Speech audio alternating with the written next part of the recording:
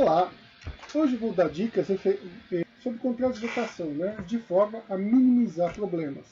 Vou dar aqui algumas dicas diferentes,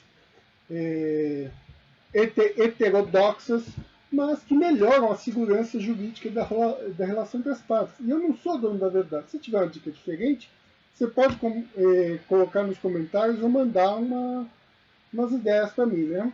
Além disso, convidamos você para dar o seu like e se tornar assinante do canal. Vamos começar?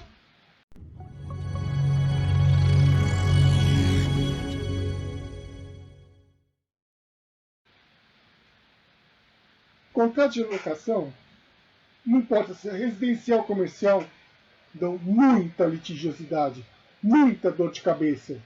Sem falar de surpresas como, por exemplo, o inquilino ficou 1 ano sem pagar o condomínio, o imóvel está sem seguro. Dá para prevenir esses problemas? Não, mas imagino que possam melhorar, né?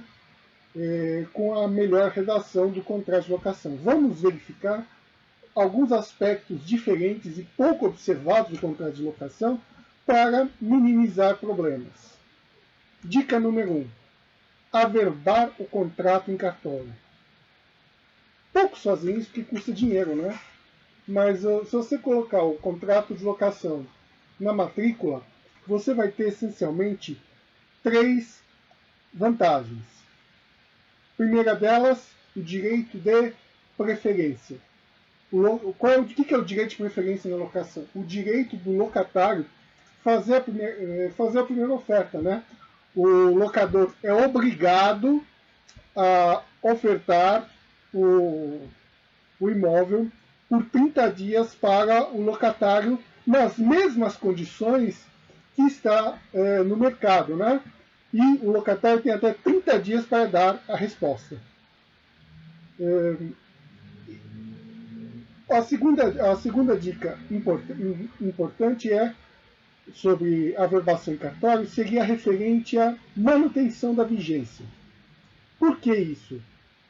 Porque o contrato de locação, se tiver com a vigência pública, a vigência registrada na matrícula do imóvel, uma eventual compra e venda não pode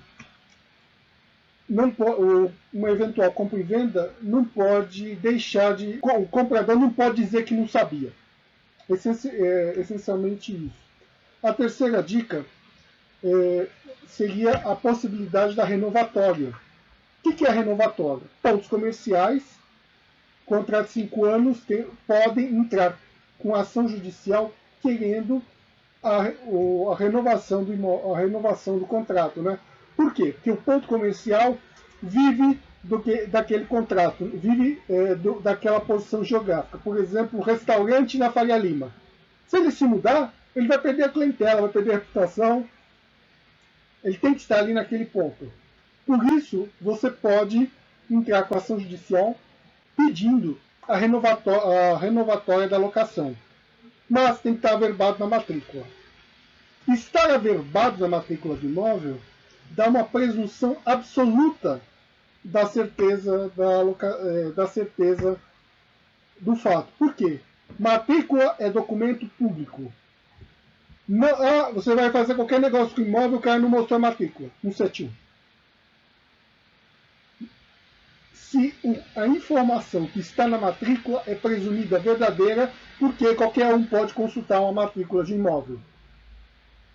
Tá? Nós temos 2 tipos de presunções na lei. Nós temos a presunção relativa, que é a iuris tantum, que admite a prova em contrário.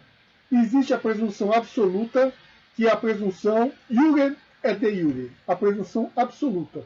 Nesse caso de presunção absoluta,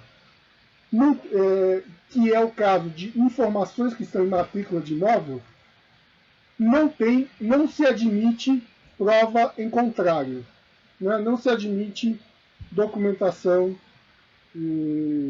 contrária, né? É a presunção absoluta.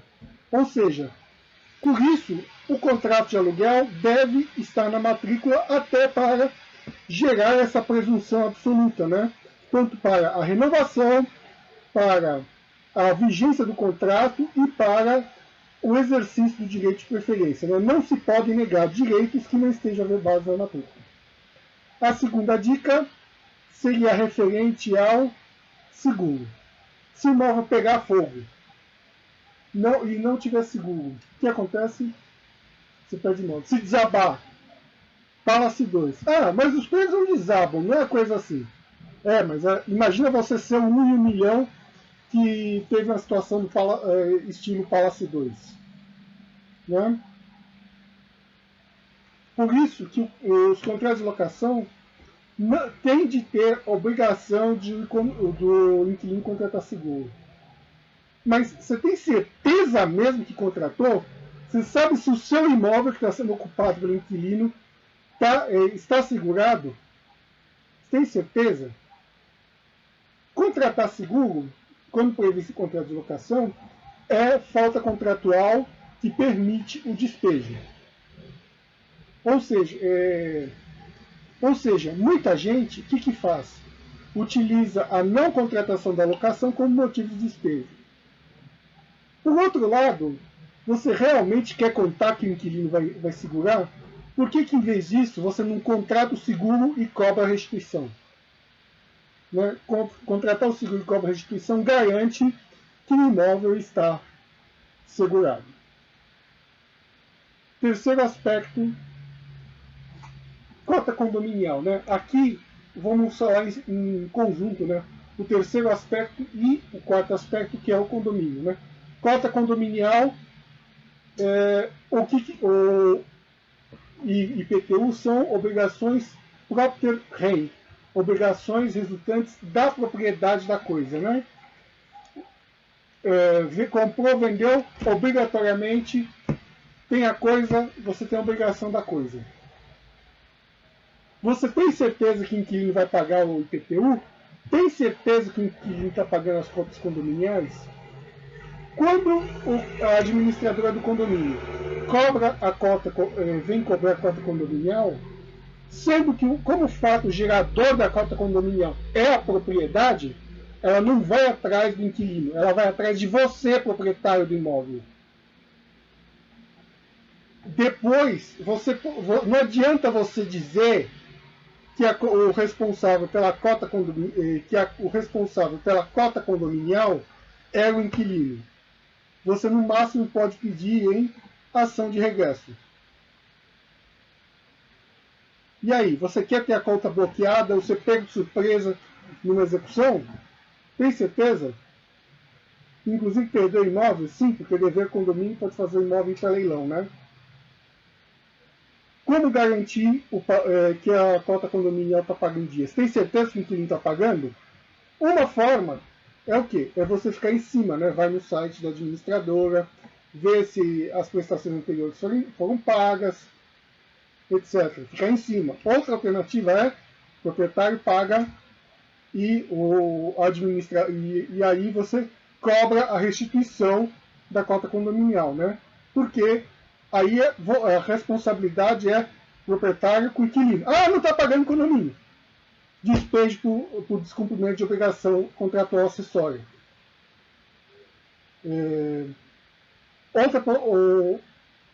O IPTU é a mesma coisa. O que acontece? Também é imposto da propriedade. A fazenda não vai atrás do inquilino. Não adianta se dizer no contrato que o inquilino tinha obrigação de pagar. A fazenda vai atrás de você. Depois você poderia cobrar no inquilino.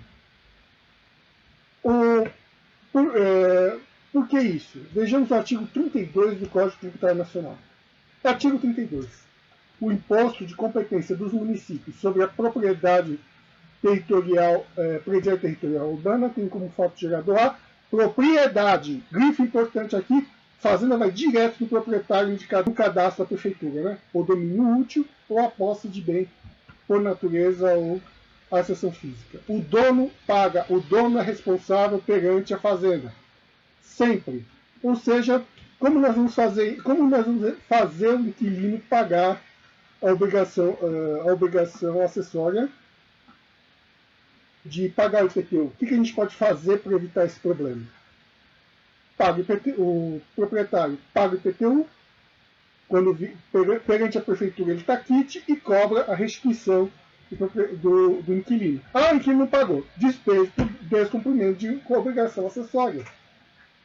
Tá? E execução dos valores. Tá? Vamos falar agora da sublocação.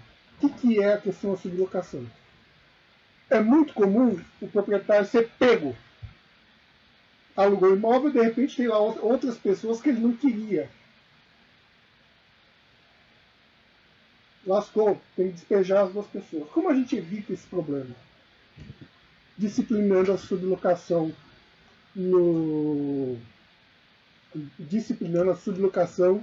no contrato.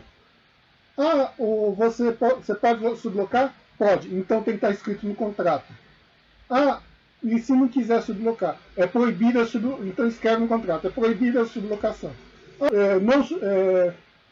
Estava proibido e sublocou. Despejo por descumprimento de obrigações acessórias do contrato. E não pela obrigação principal, né, de pagamento da locação.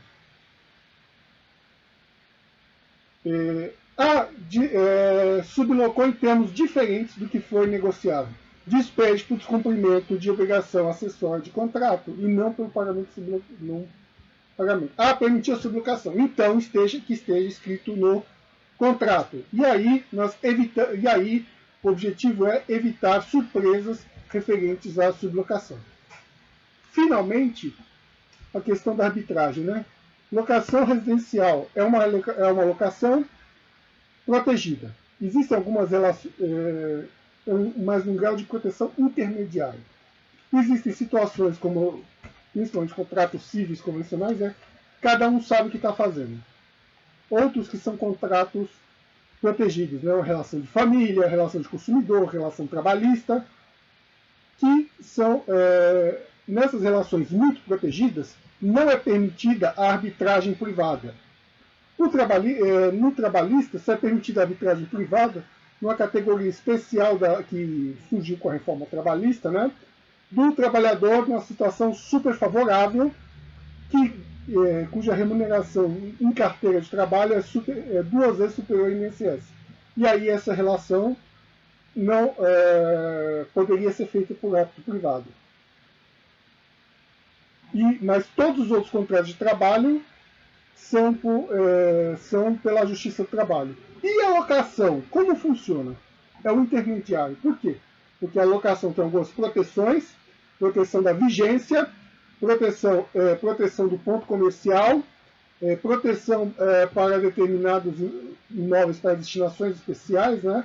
Proteção da renovação, mas não, é permitida a arbitragem privada, né? Você tem um grau intermediário de proteção. Ou seja, é possível questões referentes a locações serem resolvidas por atos privados? Sim, é possível. Mas o que é necessário? Que a cláusula de arbitragem, que se chama cláusula compromissória, esteja claramente definida ali no contrato e você tem que assinar a cláusula. Não é só assinar o contrato, é assinar a cláusula compromissória de arbitragem, né, e no grifo e assinatura em separado. Estes são os aspectos que, no meu entender, que tem muita litigiosidade e são os aspectos que nós pensamos. Podem ter outros. Antes de fazer a locação, convidamos você para conversar com um advogado de confiança.